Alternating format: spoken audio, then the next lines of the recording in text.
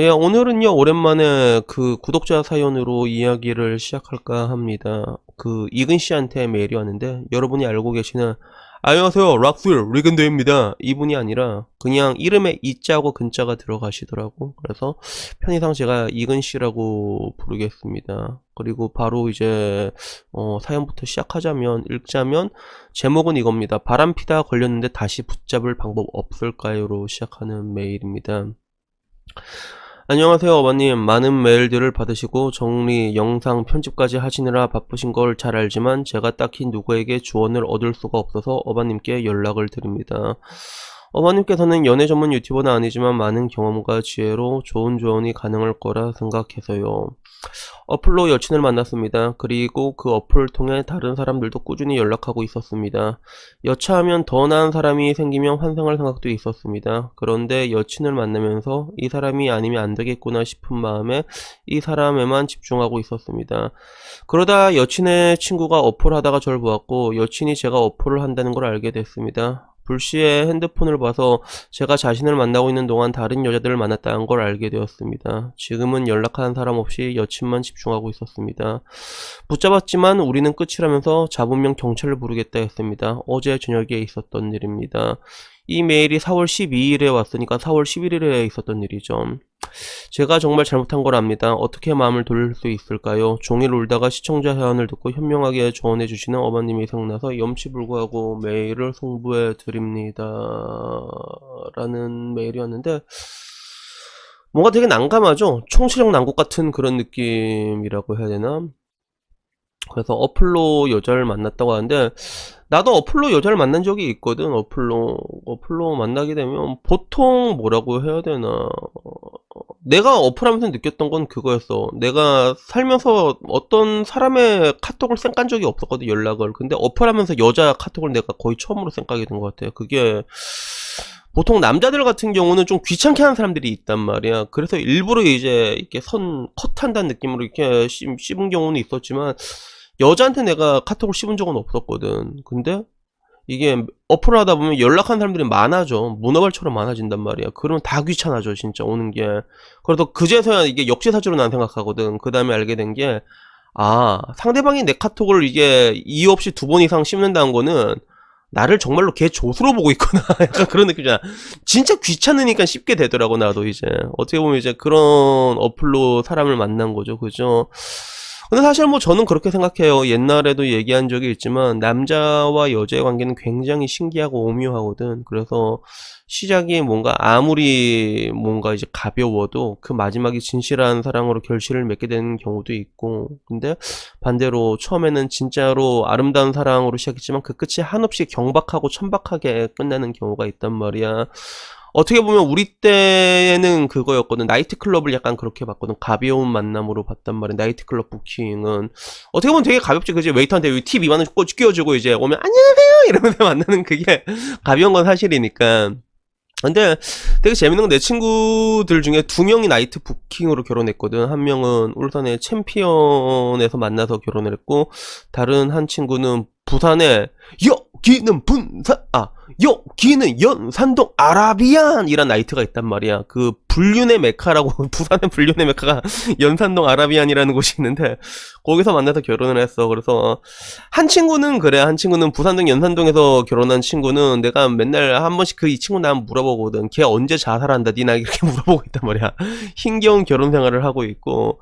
근데 또 다른 한 친구는 제법 잘 살아. 챔피언에서 만난 친구 되게 잘 산단 말이야. 내가 봐도 내 친구들 중에서 결혼 그런 생활을 봤을 때 그래도 10상타치까지는 아니지만 분명히 상타치라고 생각하는 인생을 살고 있거든. 그렇기 때문에 뭐 어플로 만난다는 게 뭐 사실 뭐 되게 쉬운 느낌이긴 하지. 다들 쉽게 만날 수 있잖아. 근데 그 끝이 정말로 진실한 사랑의 결실을 맺은 사람들도 분명히 있을 거야. 그지? 그리고 이근 씨도 자기가 그 사랑이 완벽한 그 사랑이 될 거라고 생각을 했는데 문제는 이제 그 전에 바람핀 걸 걸린 거지. 그치? 바람핀 걸 걸린 거지. 실제로 여자를 만났고. 그래서 이거를 어떻게 붙잡을 수 있을까라고 했을 때 글쎄요. 사실 여기서는 뭐 본인이 뭐 이미 다 얘기를 했잖아. 그지? 난 지금 너밖에 없다. 그거는 처음엔 그랬지만 지금은 진실한 사랑이다. 이미 다 얘기를 했을 거라 생각하고 거기에 대한 여자의 반응은 이제 우린 끝이라고 경찰 부르겠다라는 반응이 나왔다고 하는데 여기서 남자가 여자를 붙잡을 수 있는 경우는 사실 뭐 크게 두 가지 정도가 있는 것 같아. 첫 번째는 그냥 여자가 정말 사랑하는 거야. 이근 씨를 너무너무 사랑해서 그러면 뻔한 거짓말인 걸 알지만 그래도 한번 속아주거든. 근데 문제는 그건 케이스 바이 케이스야. 그것도.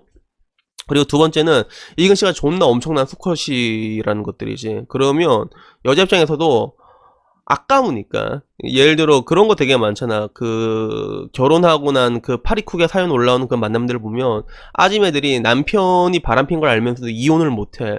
그러면서 그 상간녀를 어떻게 조지냐고 이걸 물어보거든. 그러면 그 사람이 돈 많이 벌고 있으면 그걸 그렇게 이혼할 생각 없고 상간녀만 조지려고 한단 말이야. 실제로 통계적으로도 이제 월 1,000만 원 이상 벌면 이혼 안 한다고 나와 있잖아. 그게. 그래서 이 두 가지 정도가 있는데 근데 두 번째도 케이스 바이 케이스거든. 결국엔 둘 다 케이스 바이 케이스인데 여기에 의지할 수밖에 없는 그런 상황이죠. 본인이 어떻게 풀 수 있는 경우는 없어. 그래서 한번 역지사지로 생각을 해봤으면 좋겠어요. 저 같은 경우는 그게 네 번째 여자, 다섯 번째 여자친구, 여섯 번째 여자친구가 전부 다 바람을 폈거든. 그걸 내한테 다 걸렸단 말이야. 내가 그 바람 피는 광경을 보고 봤던 게 뭐 손잡고 이제 떡치러 가는 걸 보고 들었던 게 뭐냐면 다른 남자랑 이게 엄청나게 많은 생각이 머릿속에 회오리친다 진짜. 굉장히 많은 생각이 머릿속에 뭔가 돌아가 너무 빠르게 돌아가는데 근데 닭똥 같은 눈물이 한 방울 이렇게 뚝 떨어지던데 그때 그 눈물의 감정이 뭐냐면 응축된 분노란 말이야. 그게 진짜 부악 올라오거든.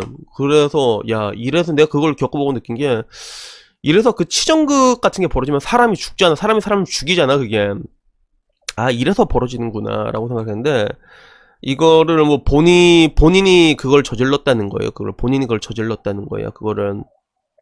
그래가지고, 제가 늘상 한 번씩 얘기하는 것 중에 리미트라는 개념을 사용하잖아요. 리미트. 이 리미트가 인간이라면 할 수 있는 그 한계치 같은 느낌이 있거든. 그래서 이 선을 넘는 사람은 난 만나지 말라고 얘기를 했어요. 그게 왜 그런가 하면, 한 번이 리미트가 깨진 사람은 계속 깨지거든. 그래서, 보통 사람이라면 내가 바람을 폈을 때 그걸 걸렸을 때 내 여자친구가 얼마나 상처를 받고 얼마나 큰 데미지를 받을까 그거에 대해서 생각을 하게 되거든. 그래서 나 같은 경우는 뭐 지금까지도 한 번도 펴본 적은 없지만 근데 그걸 당하고 난 다음에 더 거기에 대해서 생각하게 되더라고. 그래서 실제로 이렇게 여자들이랑 썸 아닌 썸 같은 느낌이라고 해야 되나? 이게 남자친구가 있는데 이 남자친구 있는 여자가 나한테 마음이 가면 어떤 식으로 얘기를 하냐면 남자친구인데 지금 사이가 안 좋다. 이런 식으로 언지한 경우가 되게 많아. 뭐냐면 네가 날 좋다고 하면 난 언제든지 너에게 갈아탈 준비가 돼 있다. 이런 식이거든. 그러면 난 내가 그걸 당해봐서 그런지 그 여자 쳐다보지도 않게 되더라고. 그리고 반대로 얘는 진짜 날 만나도 언제든지 그냥 서툴리면 갈아타래구나. 보통 사람은 갈아타는 게 아니라니까 바람도 안 피고 그냥 정리를 해버린단 말이야. 근데 얘네들한테 사람을 만나는 거 남자를 사귄다는 행위는 딱 이 정도의 행위구나라는 것들이 눈에 보이는 순간에 그냥 그 사람한테 정남이가 떨어지는 것들이지 안 보게 되거든. 그리고 아까 말했던 그 리미트란 개념이 이런 것들이란 말이야. 그리고 여기서 하나 확실한 건 이제 이근 씨 본인이 그 행위를 넘었다는 것들이죠. 그래서 성인이라면 좀 그렇게 생각해요. 자기가 저지른 행동에 대해 가지고 우리가 똑바로 보고 똑바로 책임을 져야 된다고 생각을 하거든요. 그래가지고 사실 여기에 대해서는 이미 붙잡을 수 있는 방법 없어. 이거는요 이미 다 얘기해 줬잖아. 다시 한번 얘기하는 방법 좀 있겠지. 근데 다시 한번 얘기할 때 여자가 똑같이 반응을 하려는지 아니면 다시 한번 누그러져 가지고 정말로 이제 다시 한번 이제 만나자라고 할지 한 번만 봐주는 거야 할진 모르겠는데 근데 정상적인 사람이라면 사실 이 과정에서 두 번을 봐주는 건 쉽지가 않단 말이야, 그게. 그래서 아무쪼록 본인이 가해자라는 생각을 일단 보통 되게 희한한 게 이런 사람들은 또 자기가 이제 뭐 이게 바람 펴놓고도 자기가 뭔가 피해자라고 생각하는 경향이 있거든. 그게 희한하게.